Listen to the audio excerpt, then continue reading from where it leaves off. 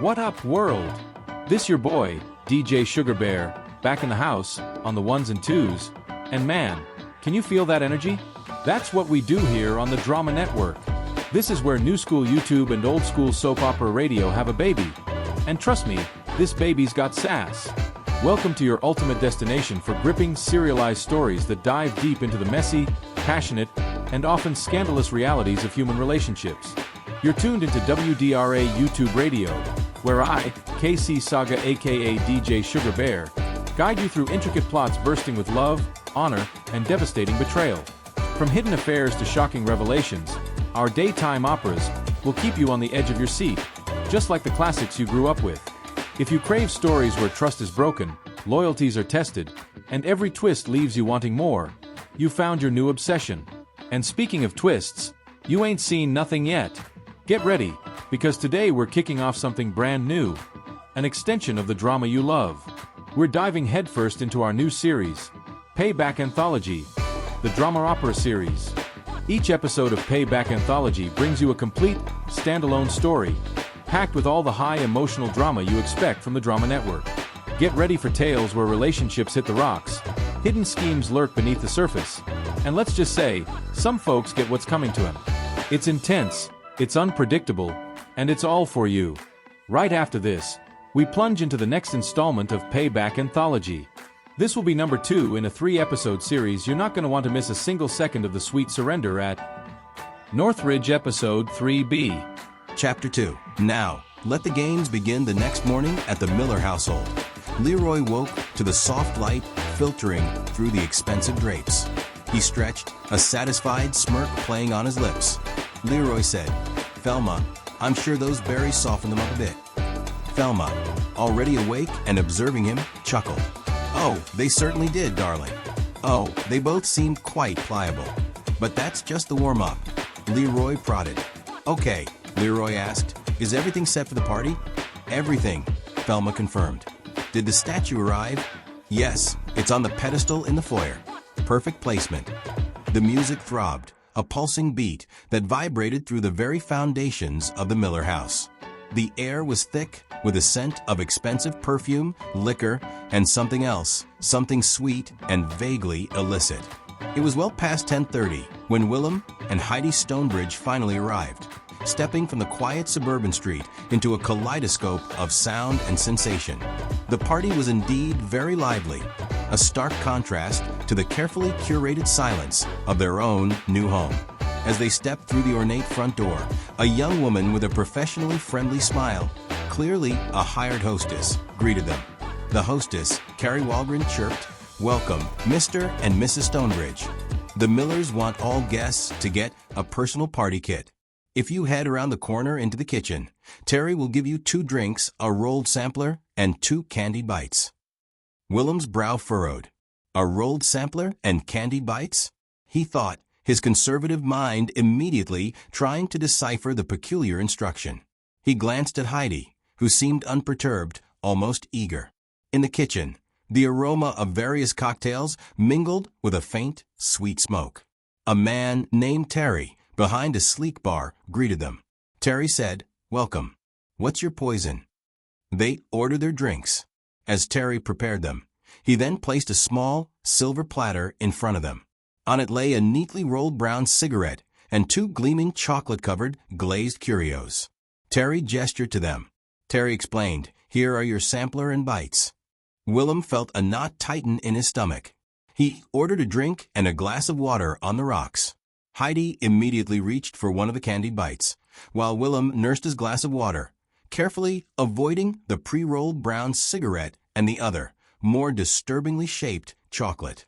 For a split second, Heidi's fingers hesitated over the candied bite, a fleeting memory of past consequences, of how easily an escape could become a trap. But the party's thrumming energy, the scent of illicit sweetness, whispered louder. She took one of the candied bites, while Wilham nursed his glass of water, carefully avoiding the pre-rolled brown cigarette and the other, more disturbingly shaped, chocolate. Thelma said, "Wilham, Heidy, welcome. I'm Thelma. So lovely to see you both here. I'm so sorry we missed you the other day, Wilham." Her eyes, however, were fixed on Heidy, a silent question passing between them. They all walked and talked, mingling with the other guests. As they returned to the front of the house, Wilham's eyes widened. In the center of the foyer, prominently displayed on a sleek, black pedestal, stood a large, classical male statue. Heidy exclaimed, "Oh my goodness, that statue, is that Roman art?" Her voice was tinged with surprise, her eyes scanning the sculpted form. "Or is that an unusually detailed figurine? Gosh, it almost looks exactly like..." Leroy's gaze snapped to Wilham, then back to the statue, a dawning recognition in her eyes. "It's Leroy. That's a statue of Leroy's." Thelma responded, a knowing glint in her eye, clearly pleased by Heidi's observation. "Yes, it is, Heidy. A beautiful piece, isn't it? We actually had a plaster cast made of it and commissioned a marble statue to commemorate Leroy taking first place in the state gladiator games. He was in perfect condition for the competition." Heidy asked, a strange curiosity in her tone, reaching a hand out slightly. "Are we allowed to touch it?" Wilham interjected sharply, his face paling as he quickly grasped Heidi's wrist. "No, we're not here for the figurine." Wilham was immediately aghast. His face paled. He turned to Heidy, his voice tight with suppressed rage. "Heidy, we need to talk when we get home." Before Heidy could respond, Thelma interjected smoothly. "Hey, Wilham, have a seat. Me and Heidy are going to go powder our noses." In the opulent, marble-tiled third-floor bathroom, Thelma turned off the faucet and faced Heidy, a knowing smile playing on her lips. Thelma began, her voice dropping to a conspiratorial whisper. "You know, Heidy, I noticed something at your house the other day. There is a caged bird, and I intend to free it." Heidy frowned, confused by the metaphor. "Whatever does that mean?" Thelma stepped closer, her tone becoming strong, almost like an older sister giving firm advice. "Here's the plan tonight. I need you to help me help you. I need to test your husband, Heidy." "Test my husband?" Heidy repeated, a flicker of alarm in her eyes. Thelma said, her voice softening slightly, but still with an undertone of command. "Listen up. It's harmless. Just a little humiliation to put him in his place. He is currently your jailer, and I will free the bird locked in that lovely cage. You long for the freedom of youth, do you not, Heidy?" A wistful expression crossed Heidi's face. "Yes, I do," she admitted softly. Heidi's mind raced, tying Thelma's words together. The peacock having to show off the caged bird. Thelma's right. I can be more of myself. He can't keep me locked up. What's he gonna do? Hit me? Divorce me? Either way, he loses. Thelma whispered, leaning in closer, placing a hand on Heidi's arm. "Good. So come closer, and I will tell you the plan in your ear. And Leroy will help us." Thelma then leaned in and whispered the details into Heidi's ear, a dark pact forming between them. Wilham, reeling, had little choice but to comply. He found an empty chair, trying to make sense of the thumping music and the surreal conversation. His mind raced. What had happened at his house that day? And why did his wife know what Leroy looked like? He tried to concentrate, but the pounding beat and the strange, disconnected laughter of the other guests made coherent thought difficult. Everyone seemed to be moving in slow motion, their smiles too wide, their eyes too glassy. He noticed people throughout the party casually devouring the candied bites from the platters scattered around. A chilling realization dawned on him. The candied bites must be laced with something, their true nature masked by the sweet chocolate flavor. After what felt like an eternity, but was barely 20 minutes, Heidy and Thelma were still gone. Wilham's anxiety escalated into a cold dread. He asked a nearby couple, "Have you seen Thelma? Or Heidy?" Most just offered vacant smiles or mumbled unintelligible responses, their movements fluid and unhurried. Finally, one of the couples, their eyes wide and glittering, managed to point down a hallway. They said, "Yes. We just saw Thelma go to the third floor, first room on the left." Wilham's heart hammered. He pushed through the throng, taking the stairs two at a time, his anger a cold, hard knot in his gut. He reached the third floor, located the door, and threw it open. A small, smoke-filled room greeted him, thick with a sweet, cloying scent. About 15 other people were crammed inside, their laughter echoing eerily in the hazy air. All the seats were taken. Some people were even sitting on laps, swaying to the reggae music that filtered through the closed door. In the center of the smoke-filled room, on a large armchair, sat Leroy, impeccably dressed in his polo shirt, but with very tight shorts that left little to the imagination. He had an MP4 player with one earbud in his ear, swaying subtly to the music. And there, on his lap, sharing the other earbud, swaying rhythmically to the music, was Heidy. She was grinding provocatively against him. When Wilham entered the room, it took a minute for the candied bite's hallucinogenic effects on Heidy to wear off. Her eyes, initially glazed with euphoria, slowly focused, widening in horror as she finally realized where she was and who was standing in the doorway. She was on Leroy's lap, moving intimately on him, and her husband was there. Wilham roared, his voice thick with shock and fury. "Heidy, what in God's name are you doing?" Heidy, disoriented, blinked. "There you are, honey. I've been looking all over for you. Where were you?" Then Wilham said, "That's BS. Hell, I was where you left me." "Hey, meet Leroy," said Heidy. Wilham's gaze dropped to the shared earbud. "What are you listening to with him?" he demanded. Heidy, a defiant glint returning to her eyes, smirked. "Nicky M. What's that?" Wilham scoffed, utterly bewildered. "Yes," Heidy confirmed, her voice oddly enthusiastic. "My new favorite song, Nicky M's new song Anaconda." She then resumed her provocative swaying on Leroy's lap. Wilham, utterly disgusted, pulled away from Heidy, grabbing Heidy's arm. He dragged her from the smoke-filled room, down the stairs, and back to the relative sanity of the main party. Downstairs, while Wilham tried to maintain a semblance of composure, the Millers, watching from the landing above, exchanged a look. Leroy chuckled to Thelma. "Boy, did you see his face when he realized she was moving intimately on your lap?" Thelma purred, her smile widening. Almost time for phase 2. 2 hours later, the party was almost over. Only about 10 couples remained, scattered across the sprawling rooms. The music was low now, the DJ having long since departed. The wild energy had simmered down to a tired buzz. Thelma announced, holding up 2 hats. "All right, everyone, last game of the night. We're going to play a little something special." A sense of unease settled over Wilham. He leaned towards Heidy, who, despite her earlier disorientation, seemed to have regained a peculiar, defiant spark. Wilham said, "Hey, honey, I think we should be going." "No, let's play one more game," Heidy insisted, a glimmer of rebellion in her eyes. This was a setup. Unknown to Wilham, Thelma and Leroy had been feeding Heidy controlled doses of drugs all night, subtly pushing her deeper into their web.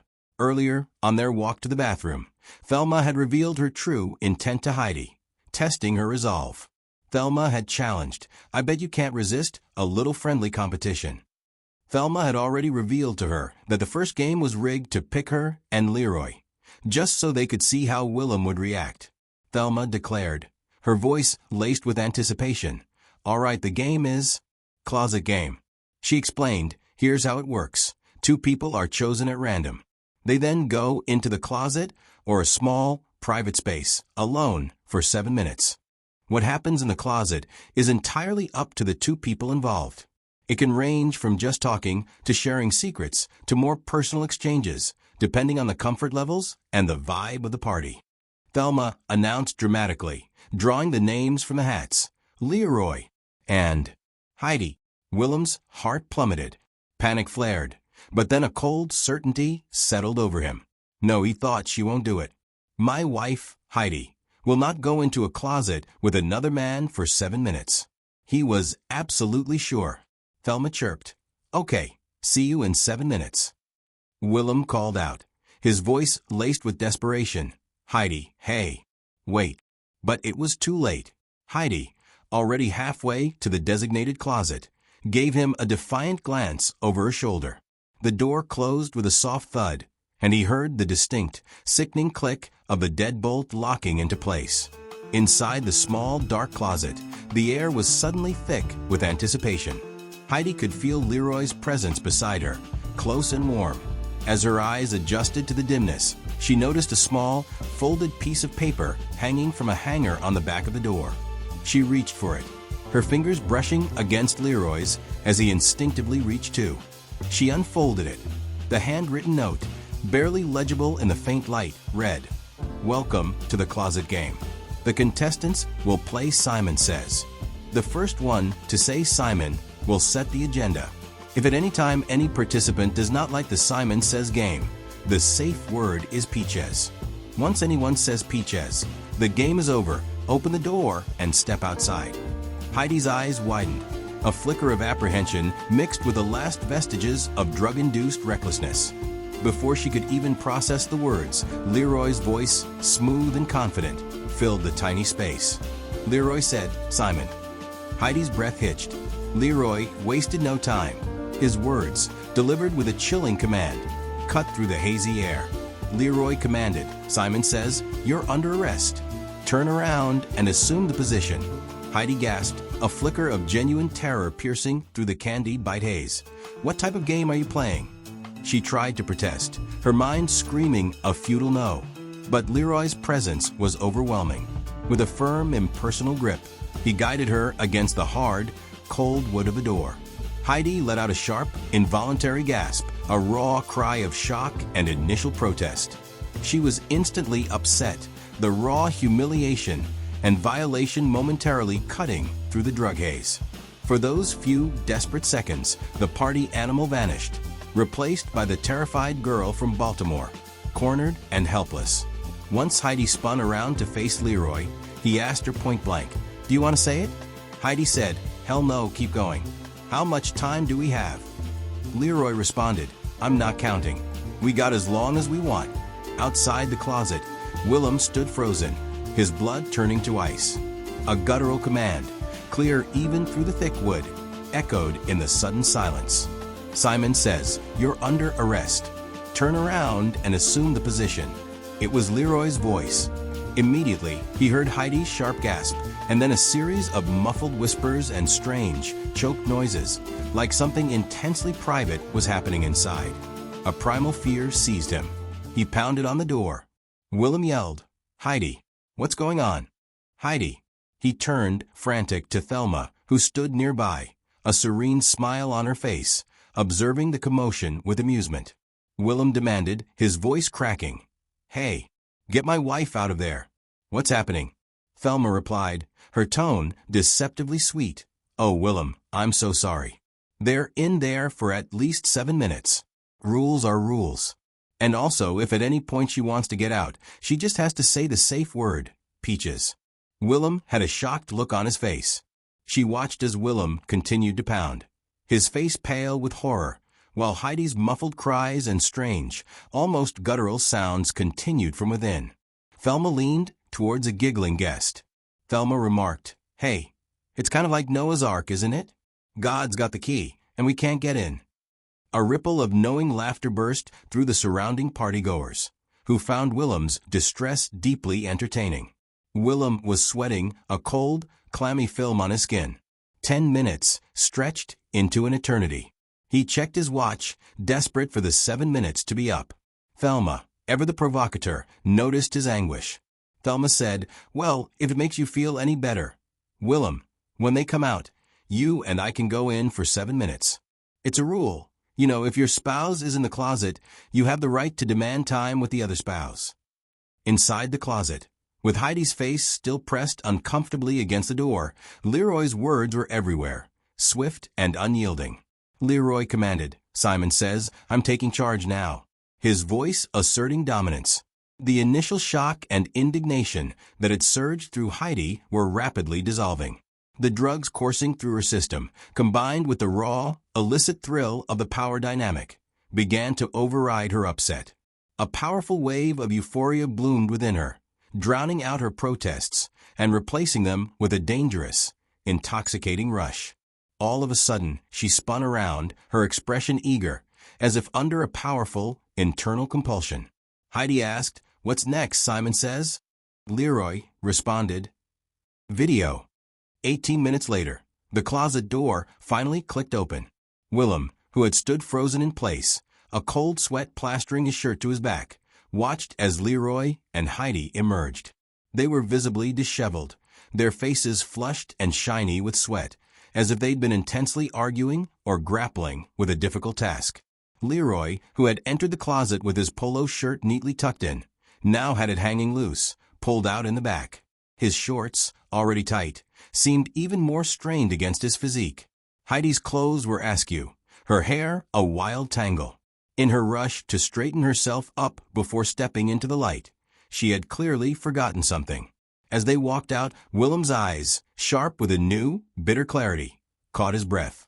His stomach churned. The seed of suspicion from last night blossomed into a thorny bush of dread. Heidy urged, her voice strained as she tried to pull him away. "Wilham, let's go. Right now." Thelma called out, a theatrical pout on her face. "Oh no, Wilham. He can't have his wife all to himself. Nobody can." Laughter erupted from the lingering guests, a mocking chorus that chased them out into the night. In the car, the silence was suffocating, broken only by the hum of the engine and the frantic thumping of Wilham's heart. Heidy huddled in her seat, staring out the window. Wilham demanded, his voice tight, his knuckles white on the steering wheel. "What happened? Why were you in there for 20 minutes? And why were you acting like that? Why were you grinding on that man? And listening to that song?" He paused, his voice rising in disbelief. "You were devouring those candied bites like you hadn't eaten in days. You recognized his body on that statue, Heidy. You were in there sharing intimate songs with him, my wife, on his lap. Where the hell is my wife? What did you do with her? This is completely out of character." Heidy turned from the window, a strange, almost cold resolve in her eyes. "Well," she said, her voice eerily calm, "maybe you've misjudged me." Heidy thought, why do I sound like Thelma? And if Wilham ever finds out about the safe word, our marriage is over. Wilham thought to himself, I can't believe she didn't say the safe word. Chapter 3. The King, Queenpin. The harsh morning light did little to dissipate the cold dread that clung to Wilham. He drove, white-knuckled, the images from last night flashing behind his eyes. Heidy on Leroy's lap, the Simon says, "You're under arrest." Turn around and assume the position, command, the muffled whispers, and someone's unmentionables on the closet floor. For the past year, a subtle, insidious suspicion had gnawed at him. Heidi's habitual lies, the inconsistencies in her past that never quite aligned with the conservative, wholesome narrative she presented, had always created tiny fissures in his carefully constructed world. Every gentle probe, every innocent question about her life before him, met with vague answers, hurried changes of subject, or outright fabrication. The more he questioned, the less she elaborated, leaving gaping holes in the story of her past that simply didn't add up. He'd been wary of the Millers from their first overly charming introduction, their too smooth smiles, and Thelma's unsettling gaze. But last night had solidified it into a chilling certainty. He felt as though he had been attacked, not just by the Millers, but by Heidy herself, by her complicity, her shocking defiance. The betrayal was a fresh, searing wound. Just then, his phone vibrated, pulling him from his dark reverie. A text message. Shamrock. "Hey Wilham, I need to meet with you today. I have some stuff worthy of discussion with you. Meet me at Northland Bagels at 2 p.m. today." Wilham's jaw tightened. Shamrock. This might be exactly what he needed. His thumb hovered over the contact for a moment, a desperate urge to check on Heidy swirling within him. He pressed the call button, the phone already moving to his ear. Meanwhile, back at the Stonebridge house, Heidy paced the pristine living room, the memory of last night a hazy, disorienting cloud. The phone rang, startling her. It was Thelma. Thelma's cheerful voice chirped, "Heidy, darling. How are you feeling this morning?" Heidy mumbled a non-committal reply. Thelma continued, undeterred, "Wonderful. Listen, I'm calling because I want to add you to our exclusive neighborhood senior care group. We call it Young Moms and Seniors." Heidy asked, suspicion creeping into her voice. "The Young Moms and Seniors? What exactly is that?" Thelma purred. "Oh, it's marvelous, darling. The main thing is we hang out, mostly in town. Sometimes they go on young moms and seniors trips. We travel with the seniors to assist them with day-to-day mechanics, like getting dressed and undressed, and taking their V-meds. Heidi asked, her brow furrowing. V-meds? What are V-meds? Thelma chuckled softly. Vacation meds, darling. Meds for having fun on trips. Heidi demurred. I don't know, Thelma. I'm not sure I'm interested.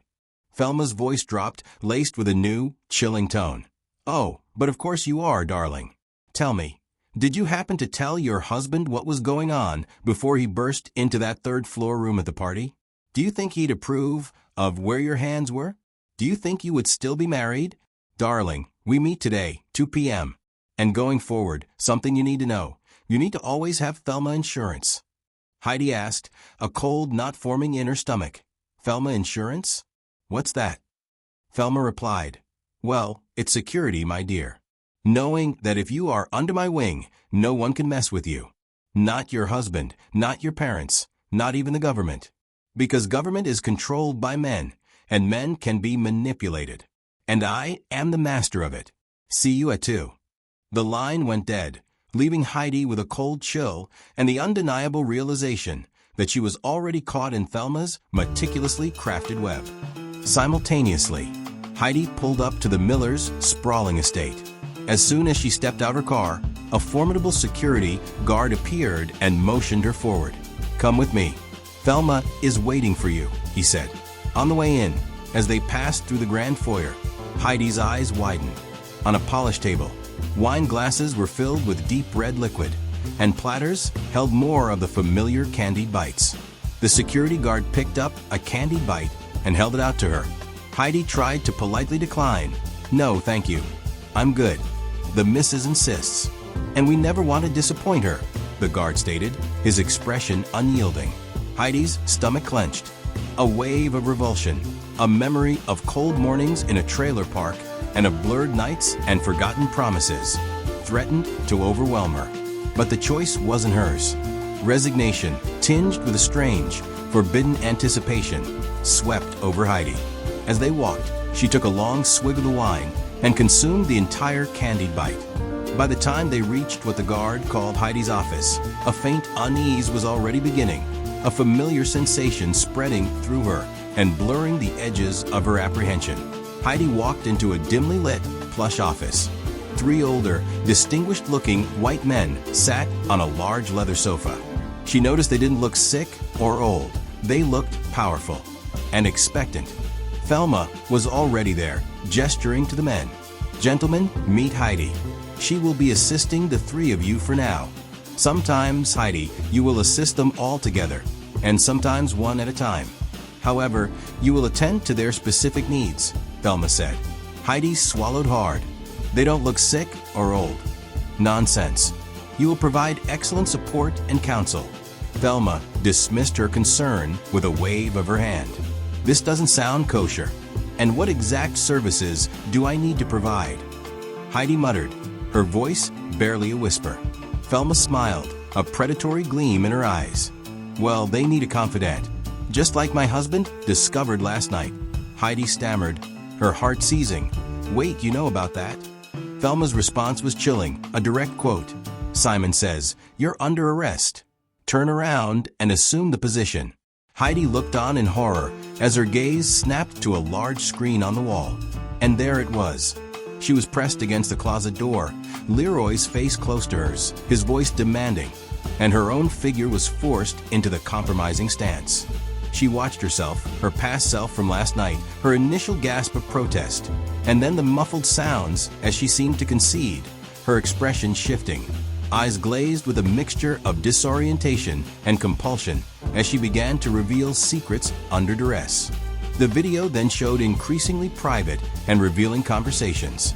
Well, I was wondering what all the activity was about that night. And I must admit, for such a small frame, you're very good at revealing secrets. I was just showing our 3 patients here your qualifications, Thelma purred, enjoying Heidi's shock. But what will I tell Wilham? Heidi whispered, desperate. Tell him you're doing charity work. Oh, and you won't be lying, because this is a volunteer position.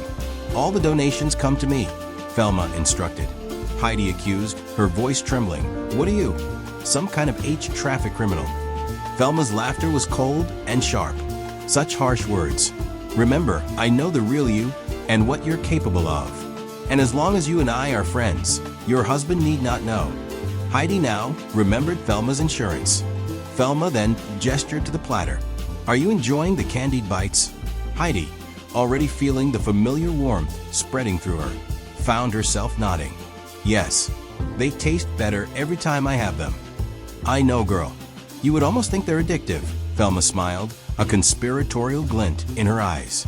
Everyone in the room laughed, a low, knowing sound. Hey, be a dear and take a walk with Melvin, Heidi. You're here to work, and he needs to have a private word with you. When Melvin is done, you may go home, Thelma directed, nodding to one of the older men. What am I doing with Melvin? Heidi asked, a flicker of apprehension in her drugged haze. Thelma just smiled. My mama used to say, a peacock never misses a chance to spread its colors. Just as the last words echoed, Heidi's phone, which she tucked into her purse, vibrated insistently. It was Wilham. She glanced at the caller ID, then at Thelma, who was watching her with an amused, knowing gaze. Heidi's hand, trembling slightly, reached for the phone. She pressed ignore. The call went to voicemail, the muffled sound of it vibrating silently within her purse. Heidi felt the full, exhilarating rush from the candied bites, her protests dissolving into a compliant haze.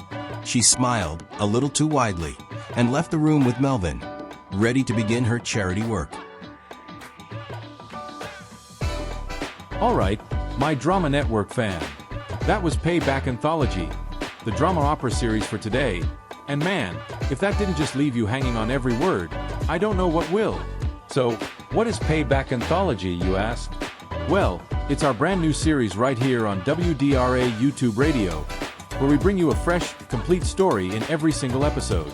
Think of it like a punchy, emotional roller coaster where, yeah, things get messy in relationships, hidden plots are brewing, and ultimately, someone is going to get served a dish best eaten cold. Every story stands alone, but they all share that signature Drama Network DNA. If you were feeling that, if you were on the edge of your seat, then you know what to do. Don't be a stranger. Like this video, share it with your whole crew, and if you haven't already, hit that subscribe button right now so you don't miss a single drop of drama. And don't forget to ring that notification bell so you're always in the loop for the next drama drop. And trust me, you know you got opinions, so drop them in the comments below. Let me know what you thought about today's episode, what you're feeling, what you're thinking. This is your boy, DJ Sugar Bear, signing off from WDRA YouTube Radio. Stay tuned, stay dramatic, and I'll catch you next time for more Payback Anthology on the Drama Network. Peace.